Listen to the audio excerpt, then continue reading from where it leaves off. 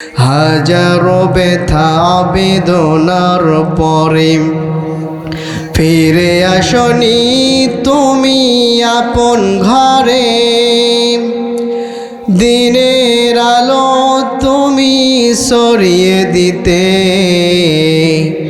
চলে গেলে মদিনাই মক্কা সেরে।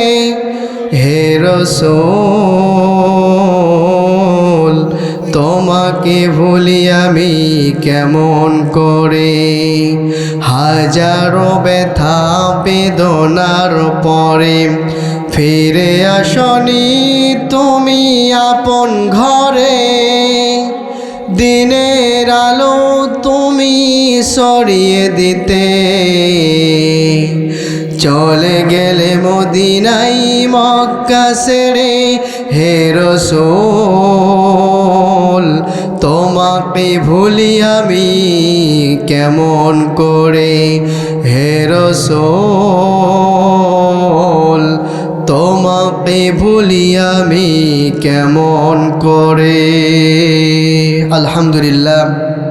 আমার বন্ধুগণ, এইবারে যদি আমরা আল্লাহ তাআলার কাছে যদি প্রশ্ন করি, ওগো আল্লাহ তোমার কাছে জানতে চাই, এই যে কোরআনটা নাজিল করে দিয়েছেন আল্লাহ, এই কোরআনটা দুনিয়াতে আসার আগে ওগো আল্লাহ কোরআনের বাড়ি কোথায় ছিল জানতে চাই। আল্লাহ তাআলাকে যদি আমরা প্রশ্ন করি, আল্লাহ তাআলা উত্তর দিতে পারে কি পারে না? আল্লাহ তাআলাকে যদি আমরা যদি প্রশ্ন করি, ওগো আল্লাহ তোমার কাছে জানতে চাই, এই যে কোরআনটা আল্লাহ তাআলা তুমি নাজিল করে দিলে, এই কোরআনটা দুনিয়াতে আসার আগে ওগো আল্লাহ এই কোরআনের বাড়ি কোথায় ছিল তোমার কাছে জানতে চাই। আল্লাহ তাআলা সুন্দর করে কোরআনুল কারীমের মধ্যে জানাই দিচ্ছেন, বাল হুয়া কুরআনুল মাজিদুন ফি লাউহিম মাহফুজ। জোরে জোরে বলি আল্লাহু আকবার। আল্লাহ তাআলা সুন্দর করে জানাই দিচ্ছেন, বাল হুয়া কুরআন, এই কোরআন আমি আল্লাহ তাআলা নাজিল করে দিয়েছি ফি লাউহি মাহফুজ, লাউহে মাহফুজ থেকে সংরক্ষিত করে আমি আল্লাহ তাআলা এই কোরআনুল কারীমটা দুনিয়ার বুকে নাজিল করে দিয়েছি। এইবার যদি আল্লাহ তাআলার কাছে আমরা প্রশ্ন করি, ওগো আল্লাহ তোমার কাছে জানতে চাই, এই কোরআনটা নাজিল করে দিয়েছেন লাউহে মাহফুজ থেকে, ওগো আল্লাহ এইবারে তোমার কাছে জানতে চাই, এই কোরআনটা যেই দিন দুনিয়াতে এসেছে ওই দিনটার নাম কি ওগো আল্লাহ জানতে চাই। আমরা সাধারণত জানি যখন কোনো মানুষ এই দুনিয়াতে জন্মগ্রহণ করে, কেউ শুক্রবার, কেউ শনিবার, কেউ রবিবার, এরকম করে জন্মগ্রহণ করে। ওগো আল্লাহ তোমার কাছে জানতে চাই, রব্বুল আলামিন ওগো আল্লাহ তোমার কাছে জানতে চাই, এই কোরআনটা তুমি কোন দিন নাজিল করে দিয়েছো, ওগো আল্লাহ তোমার কাছে জানতে চাই। আল্লাহ তাআলা সুন্দর করে গোটা পৃথিবীর মানুষদেরকে জানাই দিয়েছেন, ইন্না আনজালনাহু ফি লাইলাতিল কদর। আল্লাহু আকবার বলেন। আল্লাহ তাআলা সুন্দর করে গোটা দুনিয়ার মানুষদেরকে জানাই দিচ্ছেন, ও দুনিয়ার আমার বান্দারা শুনে রাখো, ইন্না নিশ্চয় আমি আল্লাহ তাআলা আনজাল্লাহু ফি লাইলাতিল কদর, এই কোরআনুল কারীম আমি আল্লাহ তাআলা নাজিল করে দিয়েছি লাইলাতুল শবে কদরের রাত্রিতে। সুবহানাল্লাহ বলেন। এইবারে আল্লাহ তাআলাকে যদি আমরা প্রশ্ন করি, ওগো আল্লাহ তোমার কাছে জানতে চাই, এই যে কোরআনুল কারীমটা নাজিল করে দিলে, ওগো আল্লাহ তোমার কাছে জানতে চাই, এই দুনিয়াতে যত বই আছে, ওগো আল্লাহ এই দুনিয়াতে যত কিতাব আছে সব কিতাবের মধ্যে ভুল পাওয়া যায়, ওগো আল্লাহ এই কোরআনের মধ্যে কোনো ভুল আছে নাকি, কোনো সন্দেহ আছে নাকি? আল্লাহ তাআলা সুন্দর করে কোরআনুল কারীমের 2 নম্বর সূরা সূরাতুল বাকারার 2 নম্বর আয়াতে কারিমার ভিতরে সুন্দর করে জানাই দিচ্ছেন, জালিকাল কিতাবু লা রাইবা ফিহি হুদাল লিল মুত্তাকিন। আল্লাহু আকবার বলেন। আল্লাহ তাআলা এই দুনিয়ার মানুষদেরকে সুন্দর করে জানাই দিচ্ছেন, ও আমার বান্দারা, জালিকাল কিতাব, এই কিতাবের মধ্যে কোনো সন্দেহ নাই, এই কিতাবের মধ্যে কোনো ভুল নাই, এই কিতাবের মধ্যে কোনো সংশয় নাই। আল্লাহ তাআলা ডাক দিয়ে বলে, যারা কোরআন মেনে চলবে আমি রব্বুল আলামিন তাদেরকে হুদাল্লিল মুত্তাকিন, তাদেরকে আমি আল্লাহ তাআলা মুত্তাকি মুসলমান বানিয়ে দিব। সুবহানাল্লাহ বলেন। তাহলে আমরা প্রথম জানলাম এই কুরআনুল কারীম, এই কোরআনটা আল্লাহ তাআলা নাজিল করে দিয়েছেন লাউহে মাহফুজ থেকে, কথা বলেন ঠিক কিনা। এরপরে আমরা জানলাম এই কুরআনুল কারীমটা আল্লাহ তাআলা নাজিল করে দিয়েছেন লাইলাতুল শবে কদরের রাত্রিতে। এরপরে আমরা জানলাম এই কুরআনুল কারীম আল্লাহ তাআলা নাজিল করেছে, এই কোরআনের ভিতরে কোনো সন্দেহ নাই, কোনো ভুল নাই, কথা বলেন ঠিক কিনা। আল্লাহ তাআলা যে কুরআনুল কারীমটা নাজিল করে দিয়েছে, আল্লাহ তাআলা এখানে চ্যালেঞ্জ দিয়ে বলেছে কোরআনের ভিতরে কোনো সন্দেহ নাই, কোনো ভুল নাই, কোনো সংশয় নাই। এই পৃথিবীর বুকে এই কোরআনের বিরুদ্ধে ষড়যন্ত্র করে কোরআনের ভুল ধরতে চাই এমন নাস্তিক বাংলাদেশে আছে না নাই? আবার আমার রসুলকে নিয়ে ব্যঙ্গ করে, আমার রসুলকে নিয়ে কটাক্ষ করে এমন নাস্তিক বাংলার জমিনে আছে, কথা বলেন ঠিক কিনা। আল্লাহ তাআলা বলেছেন যে এই কোরআনের মধ্যে জালিকাল কিতাব, যেই কিতাবের মধ্যে কোনো সন্দেহ নাই, কোনো সংশয় নাই। আল্লাহু আকবার বলেন। এইবার আসুন, যুগে যুগে অনেক নাস্তিক কোরআনের ভুল ধরতে চেয়েছে, কিন্তু কোরআনের ভুল ধরতে পারে নাই। বরং তারা যখন কোরআনের ভুল ধরতে চেয়েছেন, কোরআনের ভুল ধরতে এসে তারা হেদায়েত পেয়ে মুসলমান হয়ে গেছে। সুবহানাল্লাহ বলেন। এখন আসুন,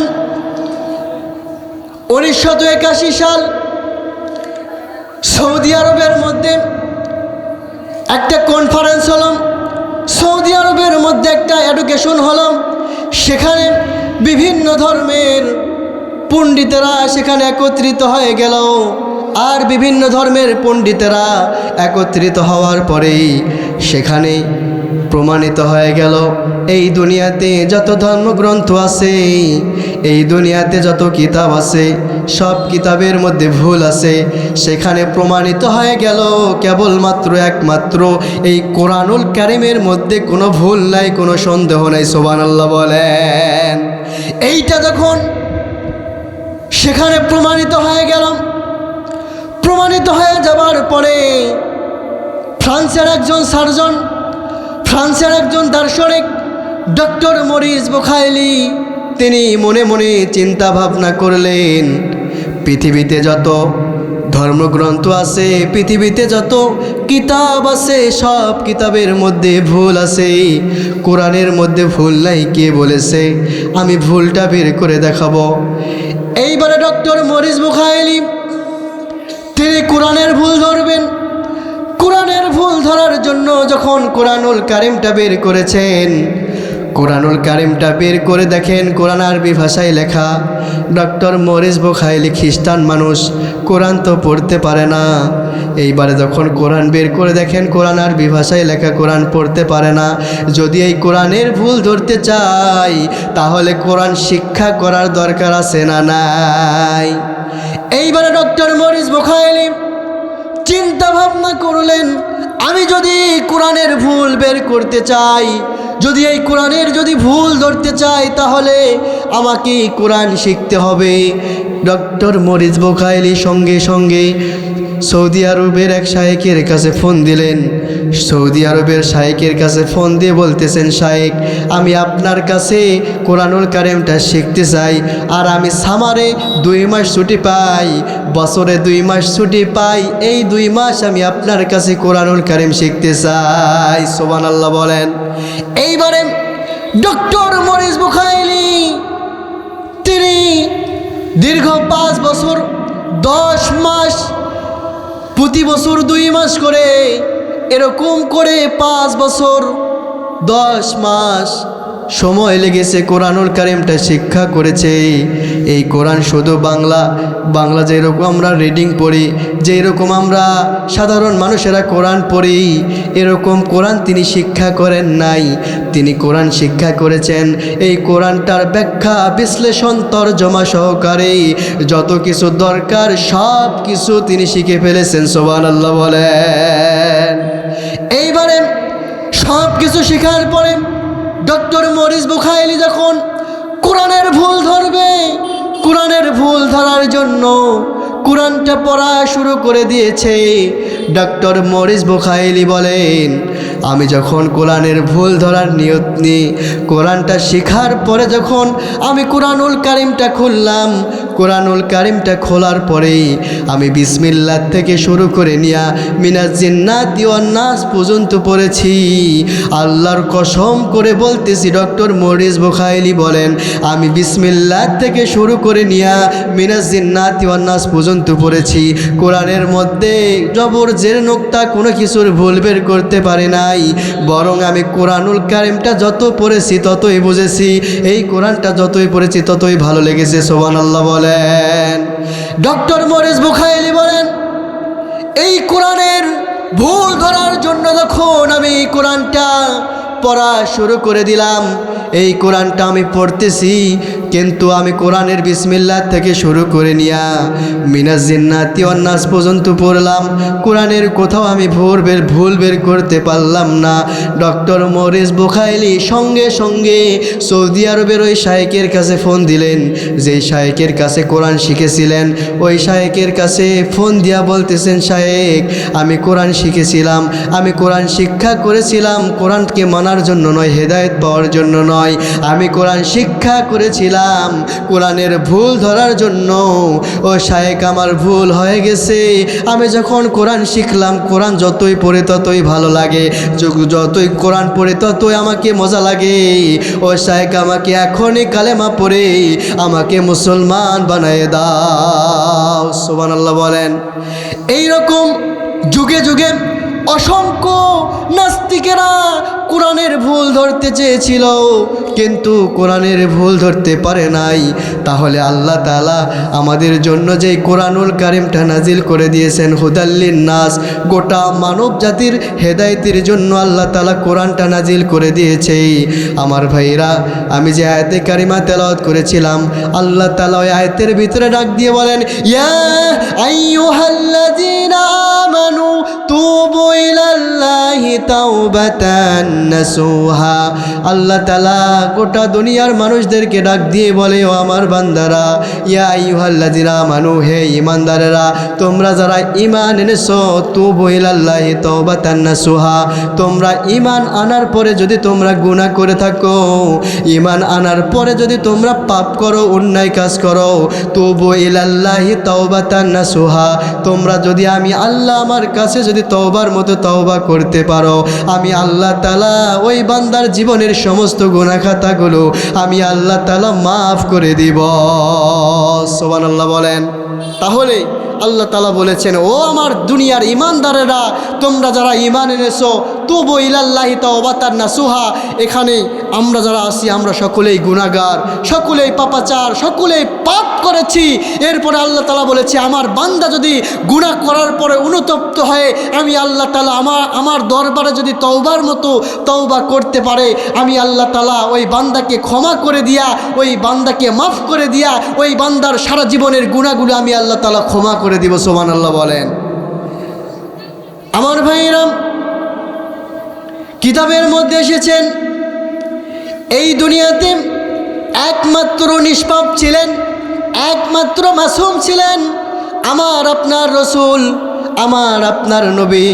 যেই নবীর আগে কোনো পাপ ছিল না, পরেও কোনো পাপ ছিল না, যে রসুল নিষ্পাপ হয়ে দুনিয়াতে এসেছেন, নিষ্পাপ হয়ে দুনিয়া থেকে বিদায় হয়ে চলে গেছেন। কিতাবের মধ্যে এসেছেন, আমার রসুল নিষ্পাপ হবার পরেও দিনে 70 বারের অধিক তওবা করতেন। সুবহানাল্লাহ বলেন। তাহলে যেই রসুল নিষ্পাপ, যেই রসুল মাসুম, যেই রসুল আগে গুনাহ ছিল না, যেই রসুলের পরেও কোনো গুনাহ ছিল না, এরপর ওই রসুল যদি দিনে 70 বারের অধিক তওবা করতে পারে, আমরা তো গুনাহগার, আমরা কত পাপ করেছি, আমরা কত গুনাহ করেছি। এই গুনার জন্য যদি আল্লাহ তাআলার দরবারে যদি আমরা 70,000 বার যদি দিনে তওবা করি, তারপর তওবা করে শেষ হবে না। কথা বলেন ঠিক কিনা আমার বন্ধুগণ? তাহলে আমরা যেহেতু পাপ করেছি, আমরা যেহেতু অন্যায় করেছি, আমরা যদি আল্লাহ আল্লাহ তাআলার দরবারে তওবা করি, অবশ্যই আল্লাহ তাআলা ঘোষণা করে দিয়েছে আমার বান্দা বান্দিরা যদি আমার কাছে তওবা করতে পারে আমি আল্লাহ তাআলা তাদেরকে মাফ করে দিব। এখন অনেক মানুষ আছে তারা নামাজ পড়ে না, অনেক মানুষ আছে ওরা ইসলামের হুকুম আকামগুলো মেনে চলে না, এরপরেও তারা নিজেকে বড় মুমিন ইমানদার দাবি করে। আমি আপনাদেরকে বলতেছি ভাইরা, নিজেকে মুমিন ইমানদার দাবি করলেই মুমিন ইমানদার হওয়া যায় না। আপনি গুনাহ করবেন, আপনি পাপ কাজ করবেন আর নিজেকে বলবেন মুমিন ইমানদার। আপনি মুমিন ইমানদার দাবি করলেই মুমিন ইমানদার হতে পারবেন না।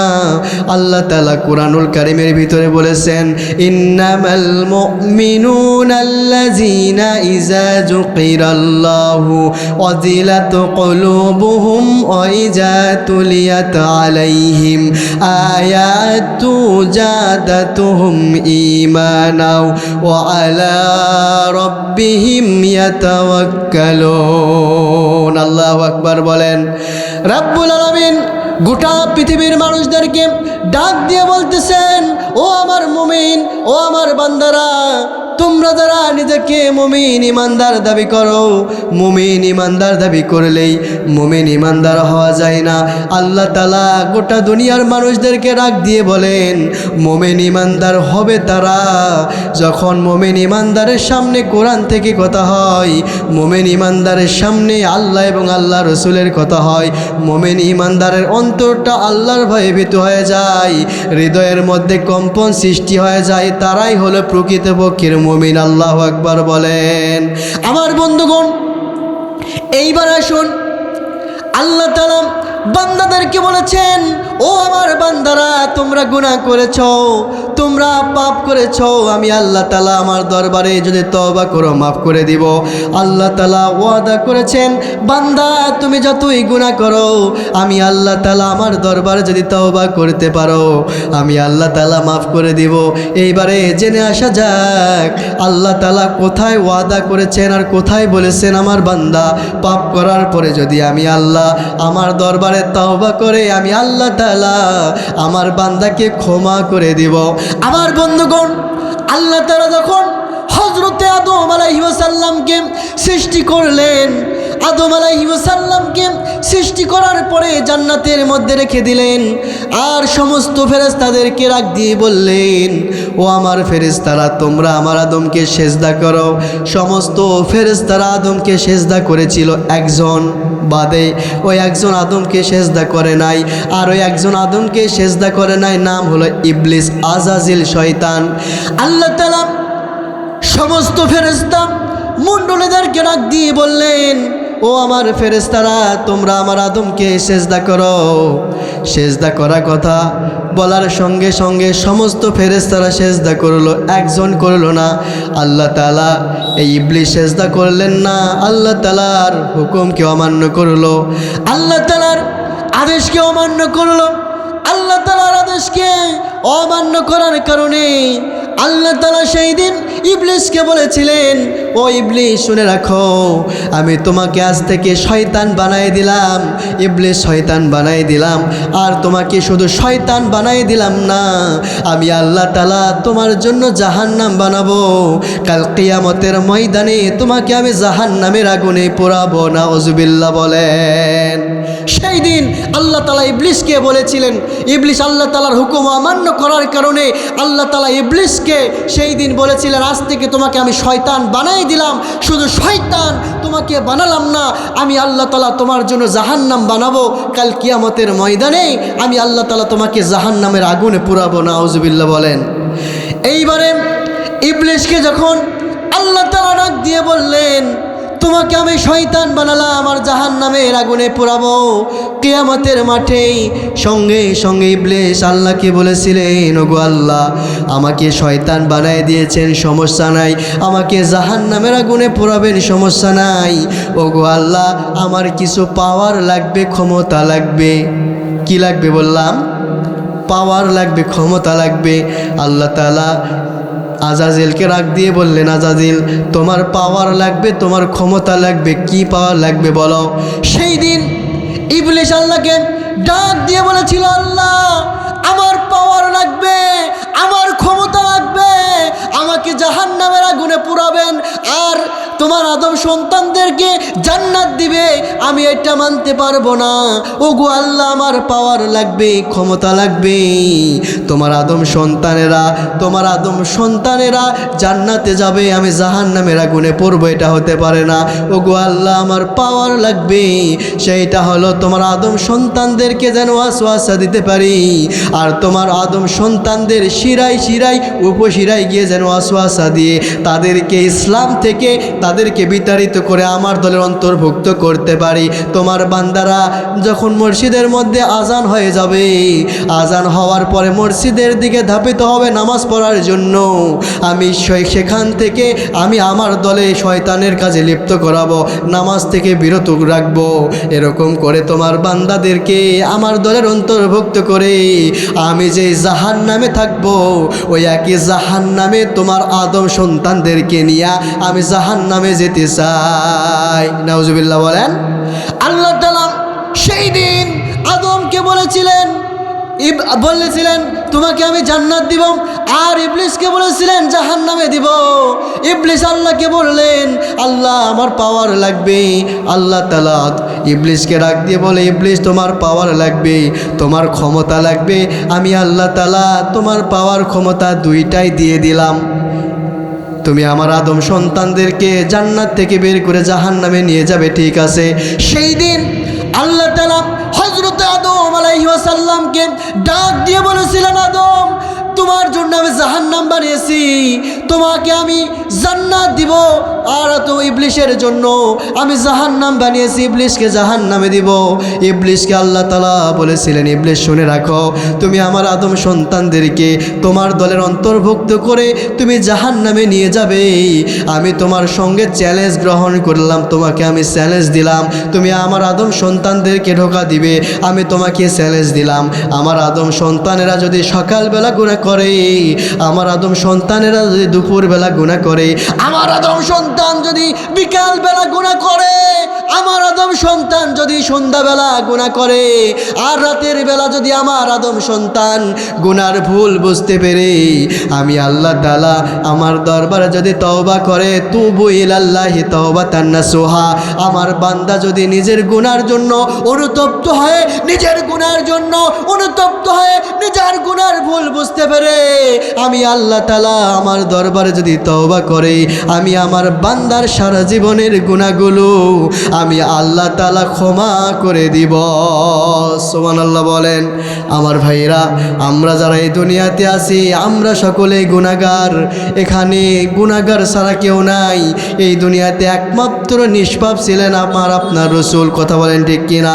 যেহেতু আমরা গুনাহগার, আমরা কত গুনাহ করেছি, আমরা গোপনে গুনাহ করি, আমরা প্রকাশ্যে গুনাহ করি, রাতের আধারের মধ্যে আমরা গুনাহ করি, আমাদের গুনার শেষ নাই। আমার ভাইরা, আমি আজকে উসাই গ্রামের মানুষদেরকে বলতে চাই, এই কোরআনের মাহফিল, এখানে কোরআন থেকে কথা হবে, আমরা সকলেই গুনাহগার। আজকে এই কোরআনের মাহফিলে আমরা নিয়ত করব, এখানে যেন আমরা তওবা করে আজকের পর থেকে আমরা যেন ঈমানের পথে চলতে পারি। আল্লাহ তাআলা সকলকে ঈমানের পথে আজকের পর থেকে চলার তৌফিক দান করে সকলেই পড়ছি আল্লাহুম্মা আমিন। আমার ভাইরা, আমি আপনাদেরকে বলতে চাই, এই দুনিয়াতে আমরা সকলেই আজকে গুনাহগার, কত গুনাহ করেছি আমরা নিজে জানি না।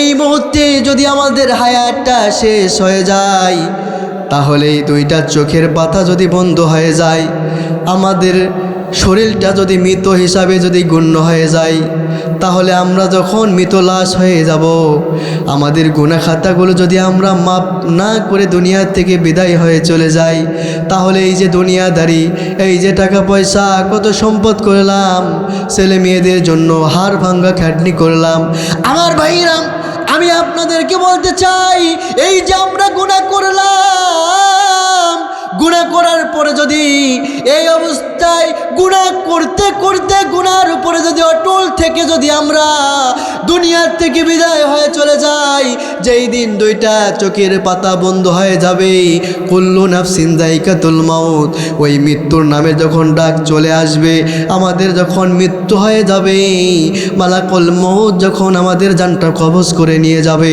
আমার ভাইরা সেই দিন আমরা যদি তওবা না করতে আগে যদি আমরা তওবা না করতে পারি, আমরা যদি তওবা না করে ইমানের পথে যদি আমরা না চলে দুনিয়া থেকে বিদায় হয়ে চলে যাই, তাহলে আমাদের দুই চোখ যখন বন্ধ হয়ে যাবে, মালাকুল মউত যখন আমাদের জানটা কবজ করে নিয়ে যাবে, আমরা এই সুন্দর বাড়ি করেছি, সুন্দর গাড়ি করেছি, সুন্দর একটা বিছানা করেছি, এই বিছানা থেকে সারা জীবনের জন্য আমাদেরকে বের করবে। আমরা কত টাকা পয়সা খরচ করে সুন্দর একটা বিছানার আয়োজন করলাম, একটা খাট কিনলাম, সুন্দর বাড়ি করলাম, আমাদের যখন মৃত্যু হয়ে যাবে, সেই সময় আমাদের লাশটা পড়ে থাকবে। কথা বলেন ঠিক কিনা? যেই টাকা দিয়ে, যেই সম্পদ দিয়ে এত টাকা পয়সা ব্যয় করে আপনি বাড়ি করলেন, আপনি সুন্দর একটা খাট কিনলেন, সুন্দর একটা খাটের উপরে গদি কিনলেন, এই সব কিছু পড়ে থাকবে। আপনাকে খাট থেকে সারা জীবনের জন্য বের করবে, আপনাকে বাড়ি থেকে সারা জীবনের জন্য বের করবে। ওই বাড়ির উঠানায় আপনাকে বাড়ির আগিনার মধ্যে আপনার আমার লাশটাকে রাখবে, আর সেই দিন আপনার আমার লাশটাকে শেষ গোসল করায় দিয়া, আমার ভাইয়েরা শেষ গোসল করায় দিয়া আপনার আমার শরীরের মধ্যে 3 টুকরা কাপড় দিবে। আমরা যদি ছেলে হয়ে থাকে 3 টুকরা কাপড় দিবে, আর যদি মহিলা যারা আছে তারা যদি মারা যায়, দুনিয়া থেকে বিদায় হয়ে যায়, তাদের জন্য 5 টুকরা কাপড় বরাদ্দ আছে।